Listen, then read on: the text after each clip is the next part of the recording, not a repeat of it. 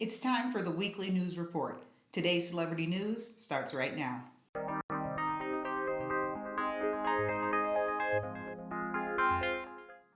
Welcome to today's celebrity news. I'm your host, J So Extra. There's a lot to go over, so let's get started. The top story this week is the unfortunate and untimely death of rapper Takeoff.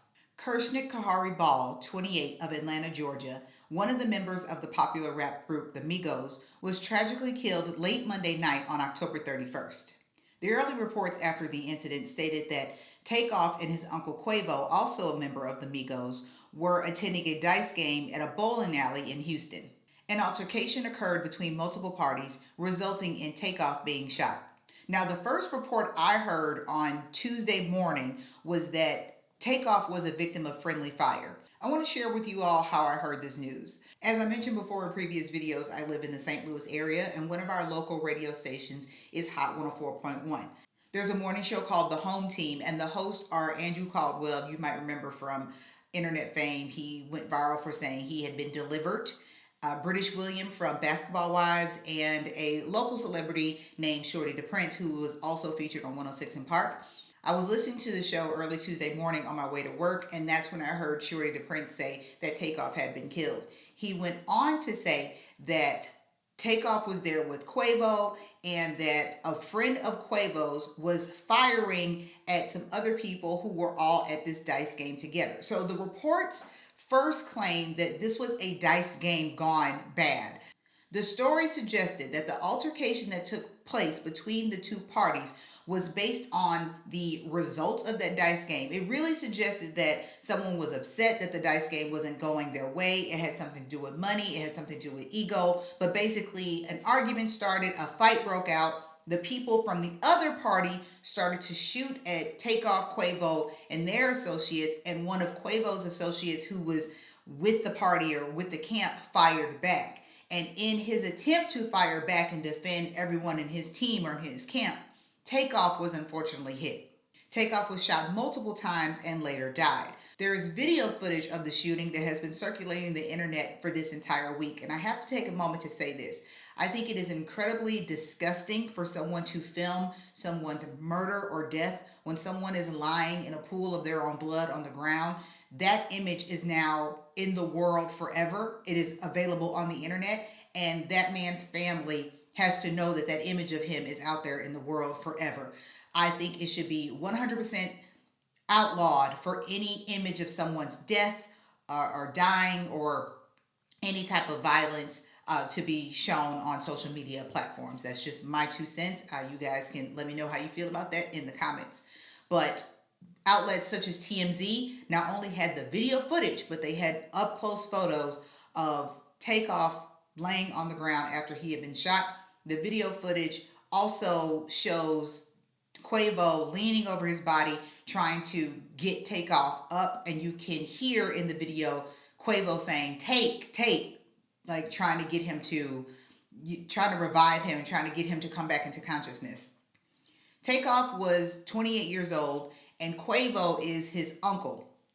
So that is not just a business partner, is not just a friend, someone that you're in a rap group with. That is his blood family, his kin, that he is watching lie on the ground in a pool of his own blood after being shot. I personally have not seen any of those videos, and I have no intention to, and I will not show any clips in this video. So if that's what you're looking for, please turn away now. Now, since that news broke on Tuesday morning, there have been multiple reports, eyewitness testimony, different statements conflicting that the shooting was a result of the dice game. So I've been scrolling through TikTok, and there are several videos that dispute the claim that the shooting was over a dice game. I'm actually going to show you footage of those videos so that you can see what I'm referencing. I just want to say something really quick, and I'm going to try not to give out my identity. We were all there when all this happened. I just left from HPD. First of all, in order to be around Jazz Prince, you have to be searched. None of us had guns, but jazz people had guns. Okay, all of this was over a dice game. This shit started in 5th Ward around 9:30, 10 last night. So this had nothing to do with no damn dice game, with no money situation or anything like that. And the only reason why I'm not going into great details because I live in Houston and the Prince family know me. But all of this shit that they're saying about, oh, well, this was a sacrifice. No, this was an argument between two camps. And it wasn't even between two camps, because Takeoff and Quavo was basically trying to be the mediator between the people who were arguing. Oh, shit. And so everybody's saying, oh, well, this is Quavo's fault. Quavo had nothing to do with the shit y'all talking about, bro. Y'all was not there when this happened. It had nothing to do with that.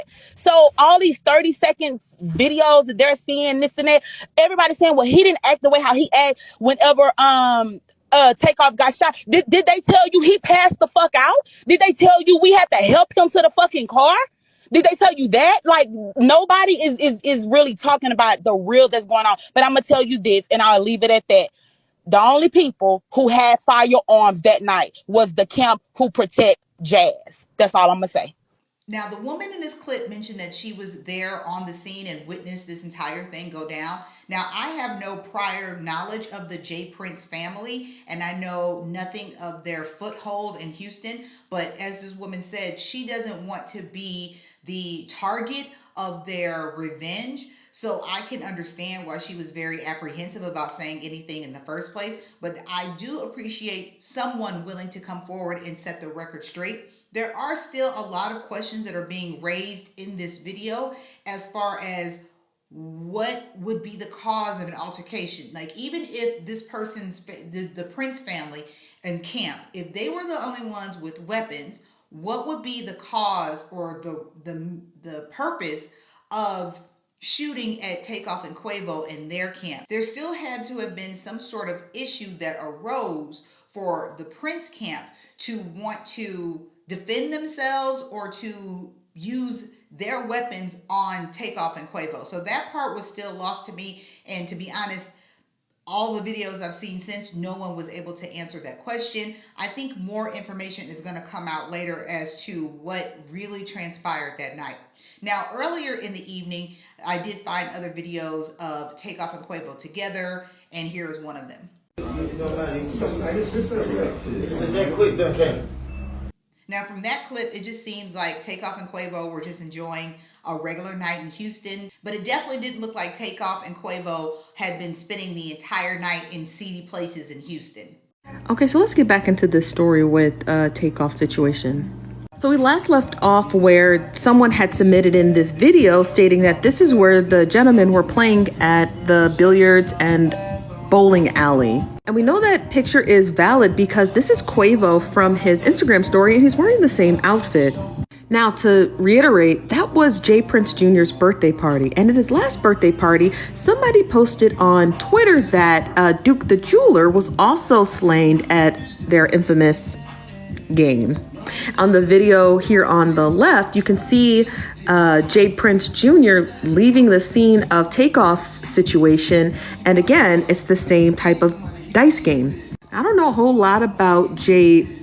Prince or J. Prince Jr., but I do know that he and his father own a record label called MacLeod, or Mob Ties, that you guys know it by, and he's owned it since 1986. His son, everyone is claiming on Twitter, is just this privileged kid playing gangster for fun. According to this Twitter user, she stated that, I'm gonna speak on this because I feel like got to. I was there right next to Takeoff, and they wasn't arguing about shooting no dice. Quavo was pressed, and Takeoff was hit by stray bullet for no reason. In this image, she actually shows her standing behind Takeoff, and you can see that they're actually outside of the billiard room where we saw where Takeoff was shot. Now, funny enough, Takeoff was shot, and if you watch the video, which I recommend not watching if you're squeamish, but you should watch it to be able to follow this story, where he had bled out, it didn't look like there was droplets anywhere else. A lot of people had stated that the incident occurred inside of the billiard room, but it actually didn't. It actually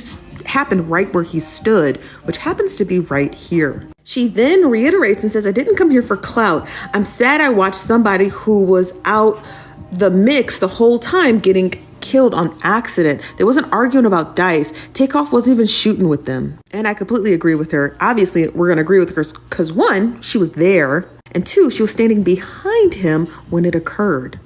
Now, there are some other claims on Twitter that said that this was a private event, which I do believe. that this was Jay Prince's Jr.'s birthday, which also I believe.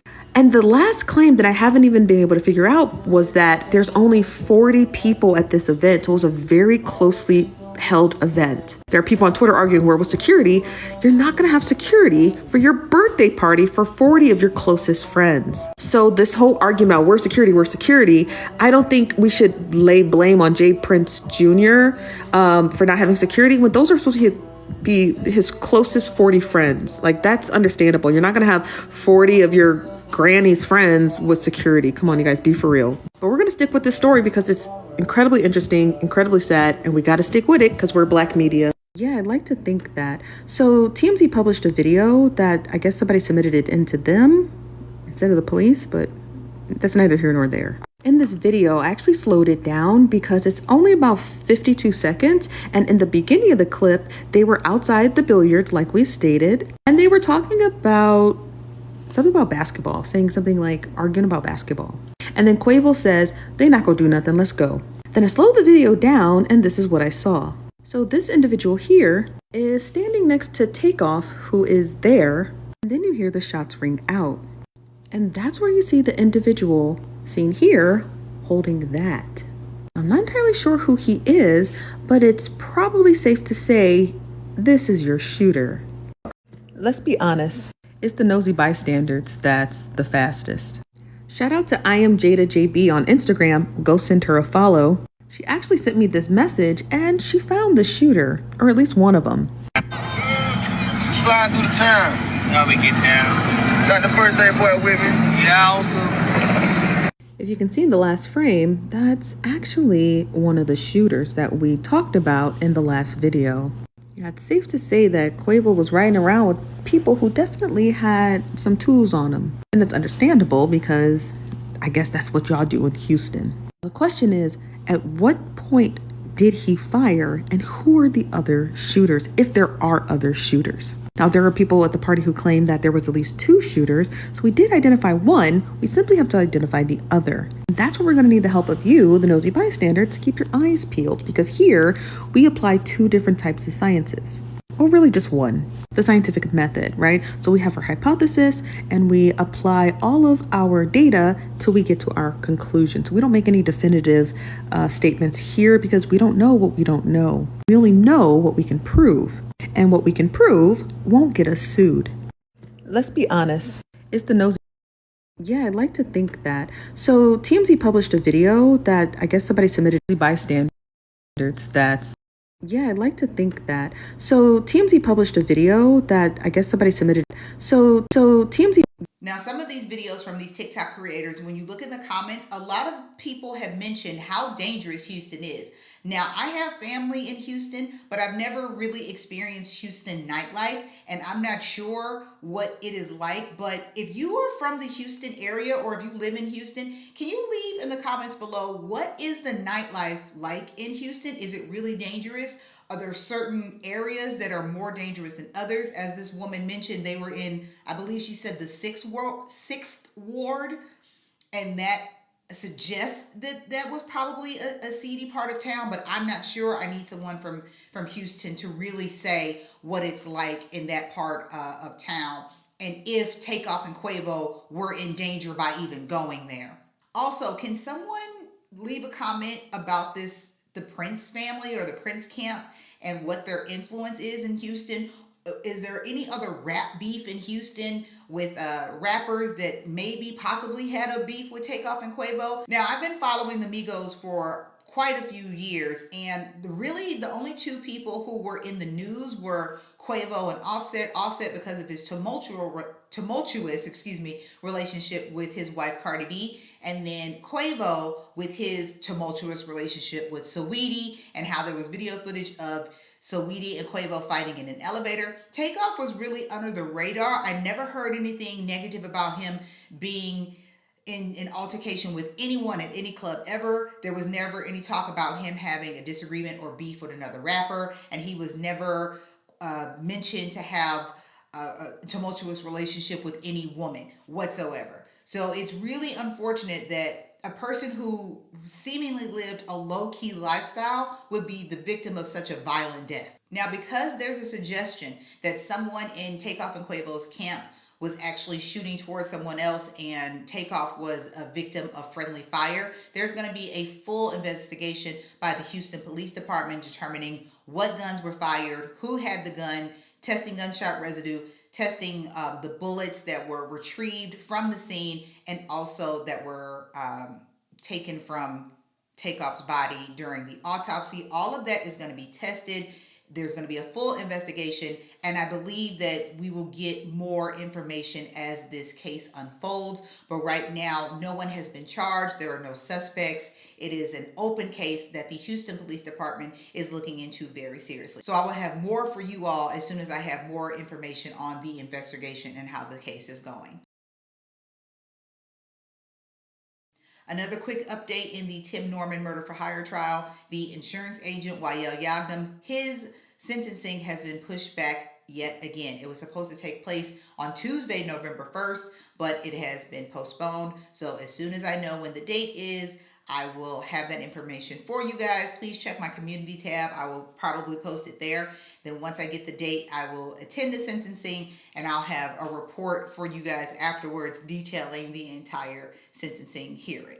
That's all I have for today. Make sure you like this video, subscribe to my channel, and share it with your friends. For today's celebrity news, I'm JSO Extra. Thanks for listening. Thanks for watching. And until next time, stay safe.